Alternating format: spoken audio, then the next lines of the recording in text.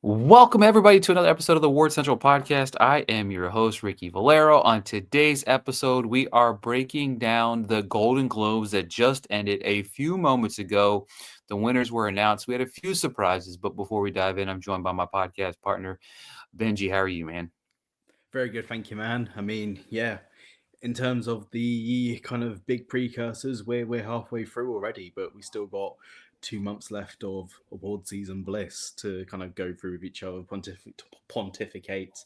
The Golden Globes have helped seal some things; they've left some things open, so I'm hoping it makes for an interesting discussion. Yeah, for sure. It was definitely an interesting night. There was definitely some movies and performances that needed wins, and I think those that did get those wins actually, or those that needed some of those wins actually won tonight, and it really was helpful for the momentum.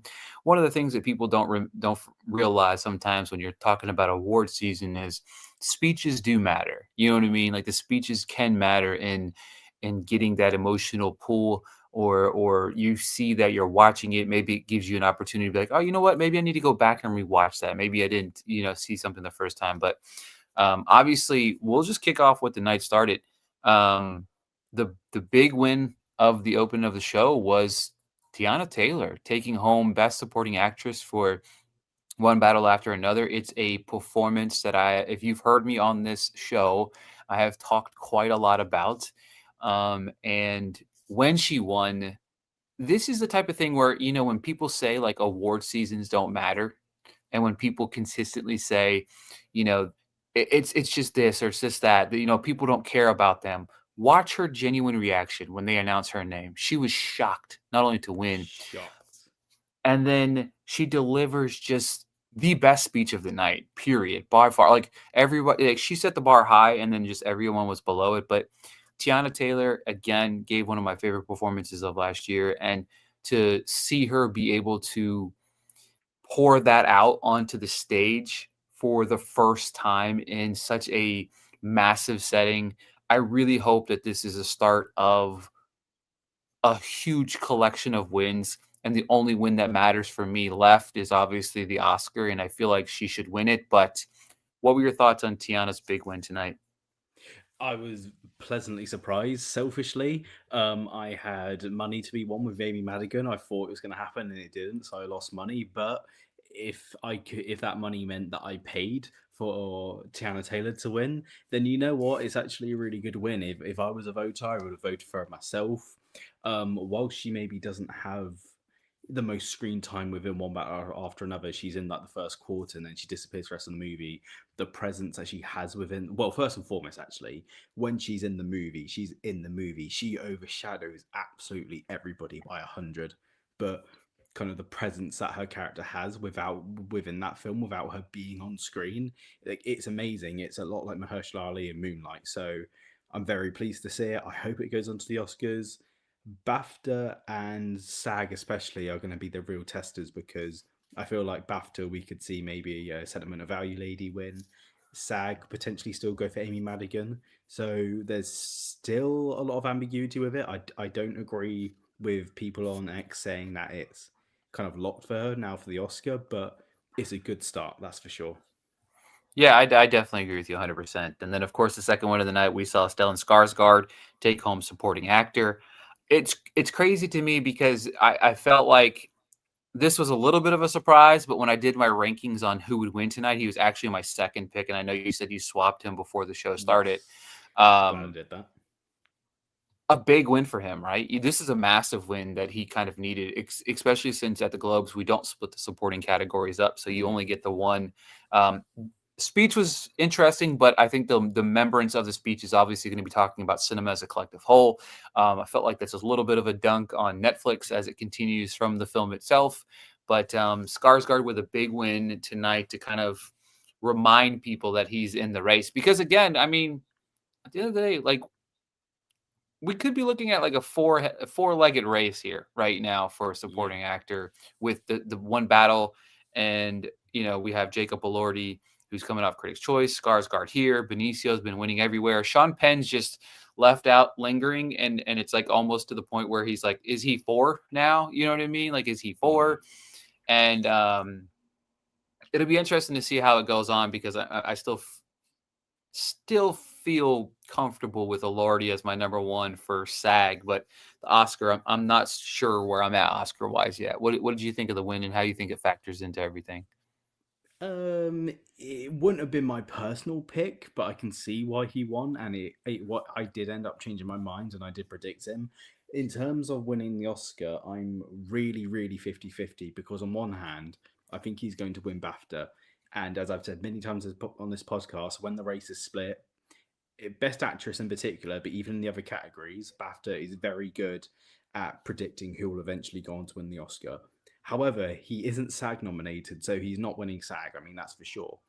If Jacob Elordi then goes on to win SAG, it's literally going to be split precursors, and I wouldn't go as far to say it's going to be a coin toss who's going to win. I think Skarsgård will still have the edge if that's the outcome for the rest of the season before the Oscars.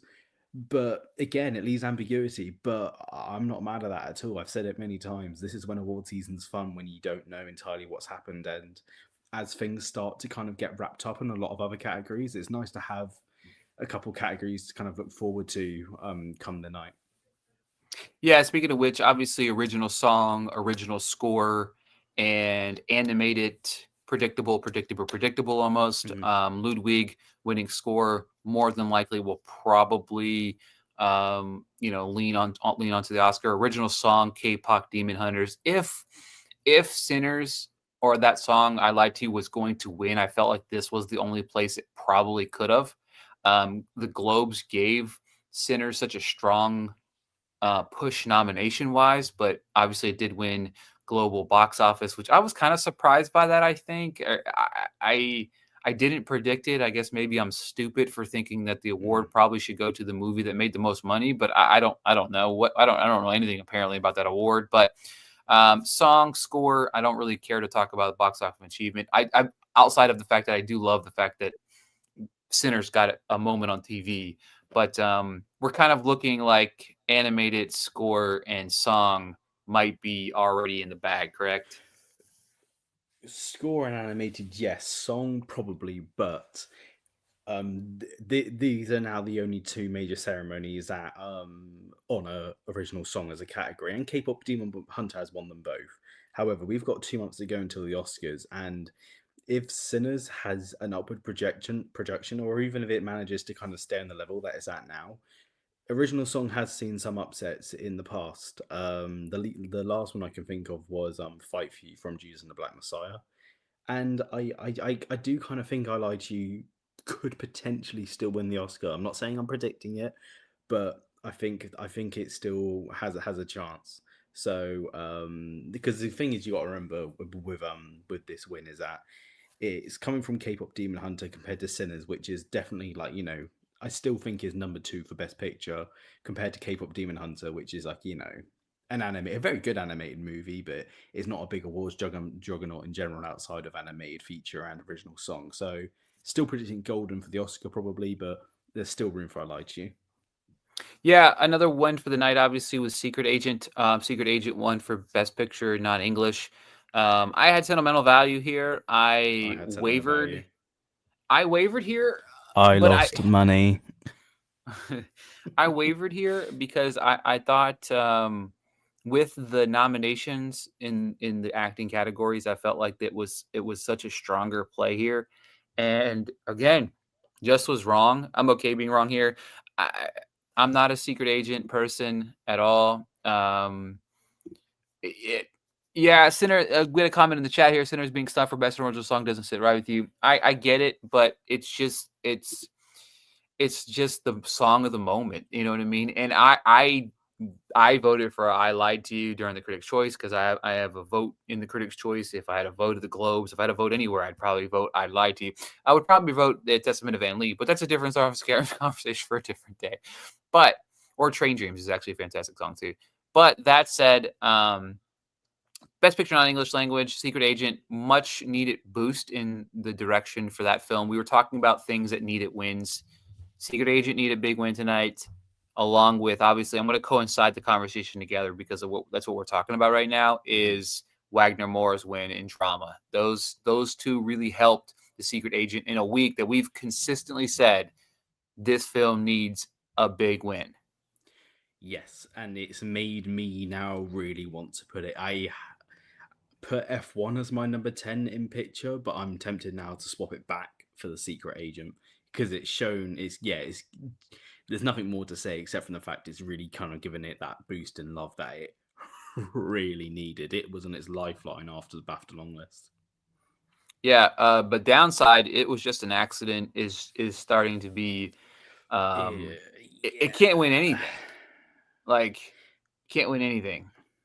I'm genuinely considering whether we're going to have any international players and director this year, which is nuts because the Oscars got so good at nominating at least one, but the past couple of years, two international directors, and we're now going to go to none again in a year where we had four big movies. People were toying the idea they could all get into Best Picture. Now all they've done is kind of seems like they've all cancelled each other out, and we could be going into the Oscar nomination morning with two, if not one, international feature movie getting into Best Picture, and potentially no international films getting into Best Director. So it's kind of sad. I would have loved to have seen Jafar Panini win an award tonight. I feel like it would have, screenplay would have been a good place to give him a boost as well. He's still, however, my number five for the Oscar nomination because I feel like the international branch will really go all out for him. I hope I'm correct. But then again, this is also the same where last year they nominated James Mangold for a complete unknown. So who knows what they're thinking half the time. The directors branch in the Oscars is definitely the most kind of unique in their thought process. They're never really consistent with what they like to nominate. So it's always fun. They've always got something up their sleeves, and I'm excited to see what it'll be this year. Maybe it's something we haven't even discussed before. Yeah, for sure. I mean, that's the thing. I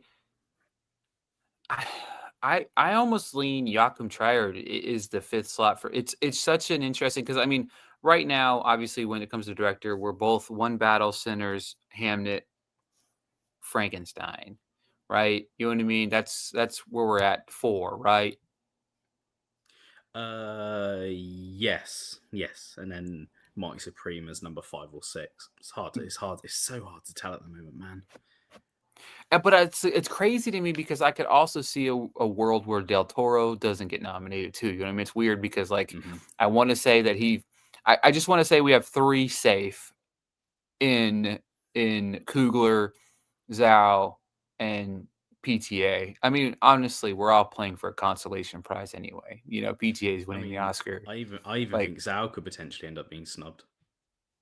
I would I agree. I that's why we talked about it on the most recent episode on the last podcast that we had. I said I really feel strongly about Kugler and PTA, and the rest is kind of just like a multiple headed horses fighting for four spots. Where if we don't hear Chloe's name, I won't surprise. If we don't hear the Safdie names, nobody would be surprised. If we do hear their name, we won't be like it's just a battle of Yep. six directors possibly vying for four slots. And again, that's what makes this fun. Again, the downside of it, we're really just battling for, you know, a consolation. We're battling for the nomination. You know what I mean? It could be a Bradley Cooper, maybe Ryan Coogler gets snubbed. I hate to throw it out there, but yeah, director doesn't seem to be particularly consistent, and with us not really knowing how the international players are going to play out, we could maybe even see two get in shockingly, and then it could be like Coogler and Zhao, or Zhao and Del Toro, or Del Toro and Coogler just gone. Yeah, I don't want to live in a world where you say that out loud and then the internet comes for us. So, Well, touch wood. um, that said, on the flip side of it, best actor in musical comedy, we're starting to really, we're starting to lean to the sweep happening. Um, Chalamet's probably winning his first Oscar. Um, I think I'm submitting to it. I don't love it, but when's the last time an actor won back-to-back SAG wins? Might have been Tom Hanks. I think either Tom Hanks or it may have never even happened before. Let's do some research. I'm going to research while you talk about the Wagner Moore win, obviously, and then maybe and how that kind of helped his five, and then Timothy Chalamet's another win for Well, him. to cover both of the actor categories. So Timothy Chalamet, yes, he's definitely our front runner. He's likely got the odds to win the Oscar. In terms of scenarios of which he could get some form of competition, probably by Leonardo DiCaprio. At SAG, as you just mentioned, I'm curious to see whether they will give him a back-to-back win or whether they'll be conscious of that and want to give it to something else. If so, Leonardo DiCaprio is right there to take his place. And BAFTA as well.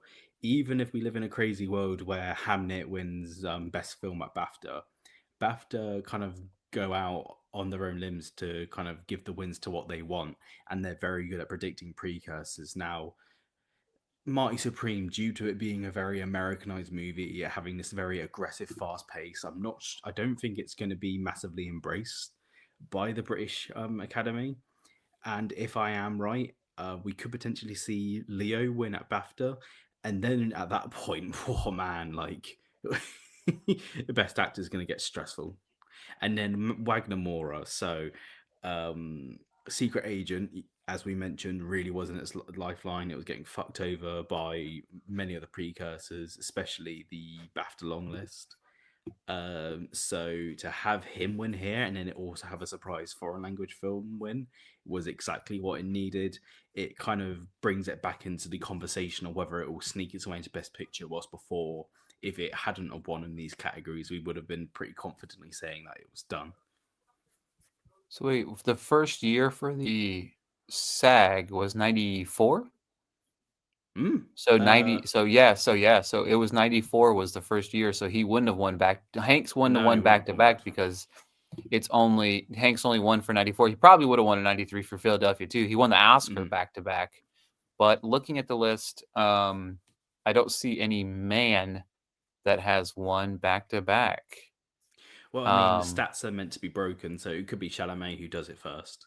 That's what I'm saying. That's why I didn't think about that. You know what I mean? I had never really sat down and thought about the idea that he could be the first actor to win back to back, lead performances in a film. Like I mean, history. You know what I mean? At the end of the day, um, it would be pretty funny he wins back to back SAG and then lose the Oscar, but that would. But yeah, so I just looked through the actor and actresses and yeah, it's never happened before. So history could be made at the SAG Awards. It'll be interesting to see how that unfolds. But yeah, obviously, one thing of note everybody needs to understand about the Golden Globes. One thing that I highly critical about the Golden Globes is the screenplay not being split up into two categories. You only have the one. So Ryan Coogler more than likely on his way to win probably original screenplay at the Oscars. He's in the conversation, one or two, probably number one. Will I personally feel like he's going to win? And then, of course, he faced off against who will win the Oscar for best adapted screenplay at the Oscars, and that's one battle after another. Agreed. PTA, one battle after another, had a really strong night. I think they took home a total of four. I think it was wins tonight with picture, director, supporting actress, and screenplay. Yep, that's Yep. four. Probably went home with the most with probably a bunch of other ones that won too. Hamnet's big win in motion picture drama. I was predicting Sinners here. I was predicting Um, Sinners, but I did start to get an inkling that Hamnet could win because Hamnet never tend to really be kind of that easy when it comes to their wins in picture. So as I was looking at it, I was thinking, right, we know one battle's winning because it's quite not the best of competition, even though I love Mighty Supreme. But then you've got Hamnet and Sinners duking it out, and even though Sinners is number two, the Golden Globes do tend to maybe go for the other movie. For example, like last year we had Amelia Perez and Conclave both win in their respective categories, so it's never ever really well and truly sealed when it comes to Golden Globes, and you shouldn't really ever really take much stock into it. Golden Globes do matter now, and I think last year with I'm Still Here getting into actress and best picture, it did show that they do have some gravitas to them. But in terms of like eventual like wins and kind of taking stock into terms of what happens in these categories going into other ceremonies, you can't just take them at face value. You need to kind of see consistency in other precursors. Yeah, yeah, that's somebody said in the comments, Hamnet producers got them to win, Mendez and Spielberg. Can I just say that I understand that Spielberg's on the list, but and I know he gave Zal the floor, but I really Mhm. feel like I'm sorry, but Spielberg shouldn't have spoke at all. I know he's Steven Spielberg, I understand that, but and I understand he won part of it, but to me, Hamnet is Chloe Zhao's film. Period. I feel like she should have got up there, accepted the award, made the speech. And I know he gave her a little bit of an introduction or whatever, but I don't know. I'm just saying that's just my cup of tea, my 2 cents on that scenario. Um, but yeah, it was definitely interesting. I think I went 10 for 15. I'm trying to calculate here. Let's see how I did. Let's quickly compare. I wish they would update this already. Which we Yes, are. If anybody's at home, we are using the Award Expert app. Award Expert app. You can find that in your app stores. We I did. I went have a 12 for 15. 12, 15. Yeah, Did you get categories I got wrong were what'd you get wrong? drama, supporting actress, and non English language film. What did I get? I got both supporting wrong, and then I got the cinematic box office achievement bullshit wrong, Oh, well, like you say, you can't be too mad at that. It's not really a and category drama. I would Yeah, so lose 10 to any sleep 15 is not over. too bad. I don't understand that category. Never will understand that category in my life. But it's a big week, folks. Actually, that's probably it for this week, right? I think that's the biggest one we have for now. Yeah. Um, if I remember correctly, I don't. I'm trying to think of like the next big award show. I took a snapshot earlier. Yeah, Next I big think award show we have won't be until the BAFTAs, and then Screen Actors Skills after that, and then the Oscars. yeah. So nomination wise, the next conversations we're probably talking about nominations wise, obviously Oscar morning. Um, look ahead at what that looks like for us. We are going to split it up into 2 podcasts. We're going to do below the line Oscar predictions, and we're going to go above the line Oscar predictions on both sides of things. Very kind of excited for us to do that to see where you line up. I think we're gonna have a little fun with those and try to dissect them in a way that I don't think not a lot of people are doing it and showing you. I think would be fun is especially on the above the line things of like narrowing it down and how we're narrowing it down and explaining why. And I think that's going to be a lot of fun for you guys over the next 2 weeks. But we are a mere 11 days away from the Academy Award, nominations, which is going to be a lot of fun for Benji and I. And then it gives us like 2 months to talk about them. I'm so excited about that part. Just kidding.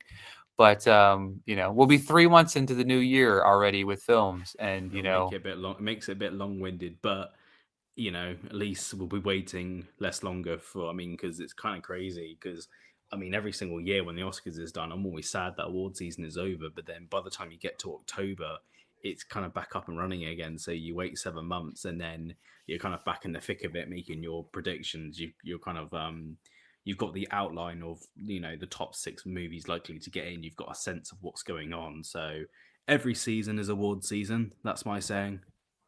exactly. So, with that being said, guys, we appreciate you guys so much for tuning in to another episode of the Award Central podcast.